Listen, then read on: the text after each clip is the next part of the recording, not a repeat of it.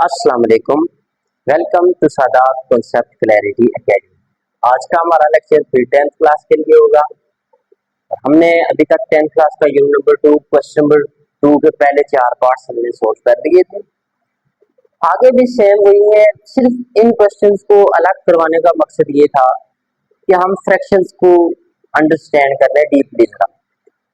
Fraction में देखें, एक नोमिनेटर होता है, एक डिनोमिनेटर होता है। उसमें एक रूल थोड़ा सा एक्स्ट्रा यूज होता है, जिसमें कि फ्रैक्शन की एडिशन और सब्ट्रैक्शन को अगर आप देखते हैं तो वो समथिंग एल्स, अगर आप नंबर के अकॉर्डिंग देखें तो वो थोड़ी डिफरेंट है। तो उसमें बेसिक से रूल है, कहाँ पे क्रॉस मल्टीप्लिकेशन करनी है, कहाँ पे टेबल्स पढ़ने हैं, इन चीजों को हम देखेंगे साथ साथ। लेकिन देखिए, चूंकि मेथड तो फैक्टराइजेशन का है, वही मेथड है, तो ये तो चेंज नहीं ना होगा, तो रूल इसका वही रहेगा। सिर्फ वहां तक फैक्टराइजेशन का मेथड किसका है, क्वाड्रेटिक इक्वेशन का। तो फिर हमें पहले इस इक्वेशन को, जो ये फ्रैक्शनल फॉर्म में लिखी हुई है, इसे क्वाड्रेटिक फॉर्म में कन्वर्ट करना पड़ेगा। तो क्वाड्रेटिक फॉर्म हमने देख ली थी, जो हमारी थी a x square plus b x plus c is equal to 0। ये हमारी क्वाड्रेटिक फॉर्म थी। तो क्वाड्रेटिक फॉर्म में हमें पहले इस इक्वेशन को कन्वर्ट करना पड़ेगा, उसके बाद फिर हम ये फैक्टराइजेशन का जो मेथड हमने ऑलरेडी पढ़ लिया है वो यूज करेंगे। तो मेथड को अंडरस्टैंड लाजमी करें। अलग वीडियो बनाने का मकसद ही ये है कि इस मेथड की अंडरस्टैंडिंग आपको हो जाए। अगर आपको फ्रैक्शन की एडिशन, सब्ट्रैक्शन, मल्टीप्लिकेशन आ गई, तो फिर ये एक्सरसाइज क्या किसी भी चैप्टर में से कहीं पे भी अगर फ्रैक्शंस आपके सामने आ जाती है, तो जो मेन बड़ी कंफ्यूजन होती है वो फ्रैक्शनल इक्वेशनल की ही होती है। तो वो आपकी रिजोल्व हो जाएगी, आपको इसके बाद फिर फ्रैक्शन में कोई इशू नहीं आएगा। तो देखते हैं, देखें यहाँ पे अगर देखा जाए लेफ्ट साइड पे भी तो एक ही फ्रैक्शन है जिसका एक नोमिनेटर है, एक डिनोमिनेटर है। इस तरह राइट साइड पे भी एक ही फ्रैक्शन है और उसका भी एक नोमिनेटर है और एक डिनोमिनेटर है। इसको सोल्व करना बहुत ज्यादा आसान है as compare to part number 6, because देखिए पार्ट नंबर 6 में 3 इक्वेशन है और पहली 2 फ्रैक्शन, 3 फ्रैक्शन है, पहली 2 जो फ्रैक्शन है वो आपस में सब्ट्रैक्ट भी हो रही है। यहाँ ऐसा कुछ भी नहीं है, यहाँ तो टोटली दोनों फ्रैक्शंस जो है वो एक दूसरे के इक्वलेंस में।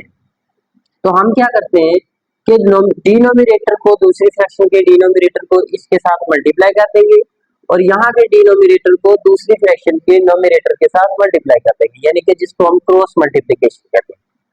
तो अगर हम क्रॉस मल्टीप्लिकेशन करते हैं तो x प्लस 5 हमारा किससे मल्टीप्लाई हो रहा है, 3x माइनस 8 के साथ is equals to x minus 2 जो है ये किसके साथ मल्टीप्लाई हो रहा है, 5x माइनस 2 के साथ।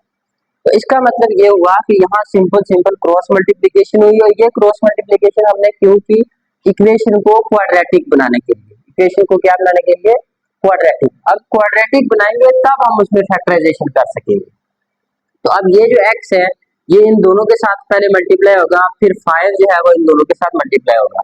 तो मल्टीप्लिकेशन को हम काफी डिटेल में देख चुके हैं, इसलिए मैं थोड़ा सा स्पीड अप होकर यहाँ से चलूंगा। तो फिर भी अगर नहीं समझ आएगी तो पिछले लेक्चर में इस मल्टीप्लिकेशन को हमने डिटेल में देखा है, उसको देख लेंगे। ये x पहले 3x से मल्टीप्लाई होगा, फिर x 8 से मल्टीप्लाई होगा। जब x 3x से मल्टीप्लाई होगा तो आंसर आएगा 3x स्क्वायर माइनस 8 से मल्टीप्लाई होगा तो 8x, फिर 5 मल्टीप्लाई हो जाएगा 3x के साथ तो 5 3 15x, और फिर 8 के साथ मल्टीप्लाई होगा तो 5 8 माइनस 40 इज इक्वल टू, अब यहाँ पे भी x मल्टीप्लाई हो रहा है 5 के साथ तो क्या हो जाएगा 5x स्क्वायर, फिर 5x जो है वो 2 के साथ भी मल्टीप्लाई होगा तो माइनस 2x, और इसी तरह 2 जो है वो 5 के साथ मल्टीप्लाई होगा तो 5 2 10x, और फिर हम आगे अगर देखें तो ये 2 और ये 2 आपस में मल्टीप्लाई हो जाएंगे तो आंसर क्या आएगा 4। लेकिन इनके साथ देखें माइनस भी है, तो यहाँ का माइनस और ये दूसरा वाला माइनस दोनों मिलके क्या हो जाएंगे, प्लस का साइन बन जाएगा। तो 2 2 4 हो जाएगा। प्लस का साइन क्यों लगा, ये वाला माइनस और ये वाला माइनस की वजह से। अब देखें हमारे इक्वल टू के एक लेफ्ट साइड पे वैल्यूज आ गई हैं और कुछ वैल्यूज राइट साइड पे आ गई।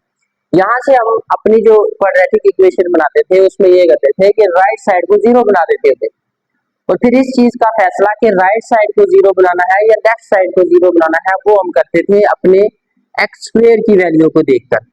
अगर एक्स स्क्वायर की वैल्यू राइट साइड पे बड़ी होती थी तो हम लेफ्ट वाली को मूव करते, यानी कि अगर सिंपल देखा जाए तो जो स्मॉल वाली वैल्यू होगी वो मूव करेगी, जो बिग वैल्यू होगी, जो लार्जेस्ट वैल्यू है वो वहीं पे ही स्टे करेगी। अब देखा जाए तो एक्स स्क्वायर की 5 वैल्यू है और दूसरी एक्स स्क्वायर की 3 वैल्यू है, इट्स मीन के राइट साइड हमारी यहीं पे स्टिल रहेगी और जो लेफ्ट साइड है ये मूव कर जाएगी। तो लेफ्ट की सारी साइड को मूव करने से पहले पहले ये जो एक्स वाली वैल्यूज है इनको सोल्व कर देते हैं। तो यहाँ देखिए ये 3x स्क्वायर है।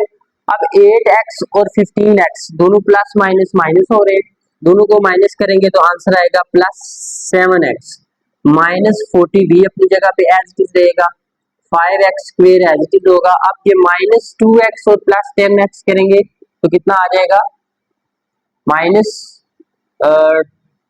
2x और माइनस 10x है, 2 5 माइनस 10 होगा तो ये माइनस 12x हो जाएगा। यहाँ माइनस की मिस्टेक हो गई थी, देखें 2 जब 5 के साथ मल्टीप्लाई हो रहा था तो 2 5 10 और ये माइनस 7 में था तो 7 लग गया। देखिए माइनस की मिस्टेक है लेकिन क्वेश्चन में काफी इश्यूज क्रिएट कर सकती है, इसलिए जब मल्टीप्लाई करें तो आपने गौर से मल्टीप्लाई करना है कि कोई एरर ना हो।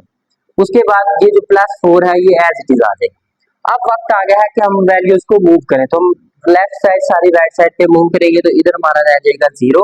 यहाँ जो 5x square minus 12x plus 4 था वो एज इट इज आ गया और ये वाली वैल्यू जब उस साइड पे जाएगी तो साइन चेंज हो जाएगा, 3x का साइन हो जाएगा माइनस 3x स्क्वायर और 7x का माइनस 7x और यहाँ पे 40 का क्या हो जाएगा प्लस 40। अब इसको अगर हम सीधा करके भी लिखें और साथ सोल्व भी कर देंगे, 5x और 3x, 5x में से 3x निकलेंगे तो क्या आ जाएगा 2x स्क्वायर, बड़ी वैल्यू का साइन लगेगा जो कि 5 के साथ। फिर 12x और 7x दोनों को प्लस करेंगे क्योंकि माइनस और माइनस प्लस, साइन बड़ी वैल्यू का लगेगा जो कि 12 के साथ है और 12 और 7 कितने हो जाते हैं 19x। फिर आ जाता है कांस्टेंट वाली वैल्यू 4 और जो हमारे पास ये आ गया 40, तो इन दोनों को प्लस करेंगे तो आंसर क्या आएगा 44 इज इक्वल टू 0। अब देखिए हमारी क्वाड्रेटिक इक्वेशन जो हमने बनानी थी वो बन गई है। यहाँ से आगे रूल है सिंपल जो हम करते हैं कि हम a और c को आपस में मल्टीप्लाई कर देते होते हैं, जो भी नंबर बनता है इस सूरत में क्या नंबर बनेगा 44 मल्टीप्लाई 2 करेंगे तो नंबर बनेगा, ये रफ मार्क है साइड पे, नंबर बनेगा 88। अब 88 के कोई से ऐसे दो मल्टीपल ऐसे ढूंढने हैं जिनके साथ हम दोनों को प्लस या माइनस करें तो 19 बनना चाहिए। इट्स मीन कि ये देखें ये साइड वाली टर्म्स आ गई एक्सट्रीम टर्म्स और ये कौन सी टर्म है मिड वाली टर्म। हमने मिड वाली टर्म को दो नंबर्स में ऐसे तोड़ना है कि उसे प्लस या माइनस करें तो 19 आए और मल्टीप्लाई करें तो ये वाला नंबर है। तो अगर हम देखते हैं तो हमारा नंबर क्या होता है 8 मल्टीप्लाई 11 करें तो क्या आ जाता है 11 8 88 और 11 प्लस 8 करेंगे तो 19 होगा। तो साइन दोनों के साथ प्लस लगेगा या माइनस लगेगा, ये मिड वाली वैल्यू का जो साइन है वो बताएगा। तो अब दोनों प्लस हो रही है तो इट्स मीन के वैल्यूज दोनों के साथ माइनस का साइन लगेगा क्योंकि मिड वाली वैल्यू के साथ साइन क्या है माइनस का। तो 2x स्क्वायर अपनी जगह पे और प्लस 44 भी अपनी जगह पे, यहाँ पे क्या आएगा एक आ जाएगा माइनस 8x और फिर दूसरा आएगा माइनस 11x, ये हमारी मिड टर्म ब्रेक होगी।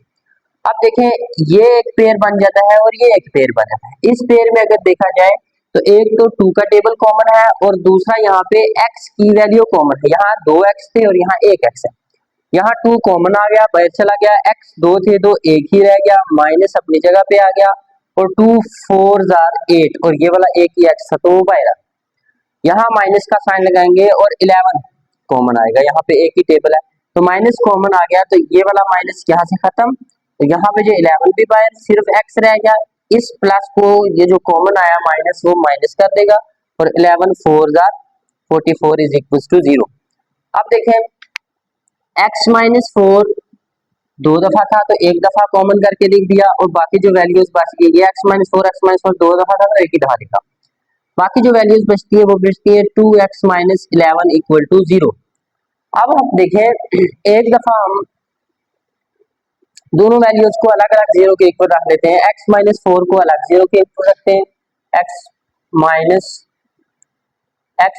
4 इक्वल टू 0 और दूसरी वैल्यू हमारे पास है 2x माइनस 11 इक्वल टू 0, दोनों को अलग अलग 0 के इक्वल रख दिया। यहाँ पे जो x है ये 4 माइनस हो रहा है x के साथ, तो जाके क्या हो जाएगा प्लस, और दूसरी साइड पे देखा जाए तो ये 11 माइनस हो रहा था उधर प्लस हो जाएगा, 2 मल्टीप्लाई हो रहा था तो उधर क्या हो जाएगा डिवाइड।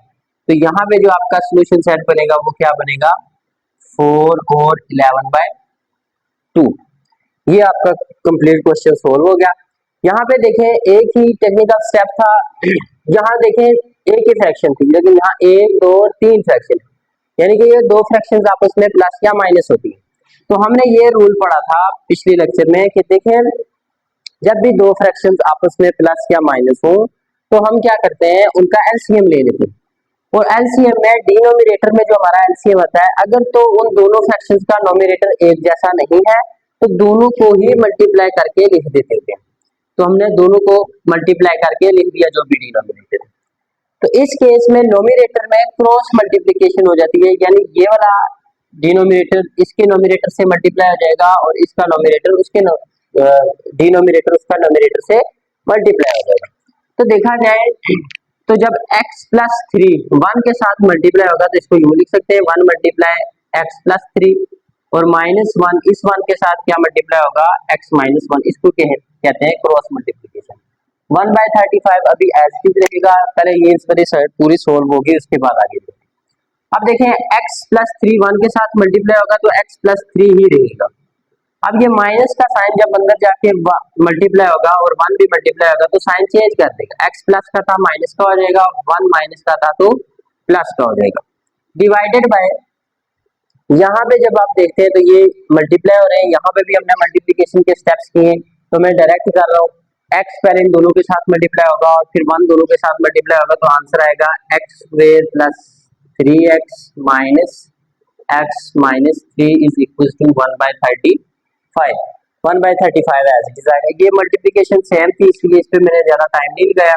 अब देखिए ये वाला x और ये वाला x, प्लस का x और माइनस का x खत्म हो गए, 3 और 1 कितने हो गए 4 इज इक्वल टू, अब आ जाते हैं 1/35 एज इट इज आ गया, और जो डिनोमिनेटर है उसमें क्या बचता है, उसमें देखिए एक तो बच गया x स्क्वायर और दूसरा यहाँ पे क्या बचता है 3x और 1x, दोनों 3x में से 1x जब निकल जाएंगे तो फिर पीछे क्या बचेगा प्लस 2x और -3 अपनी जगह पे एज इट इज रहेंगे।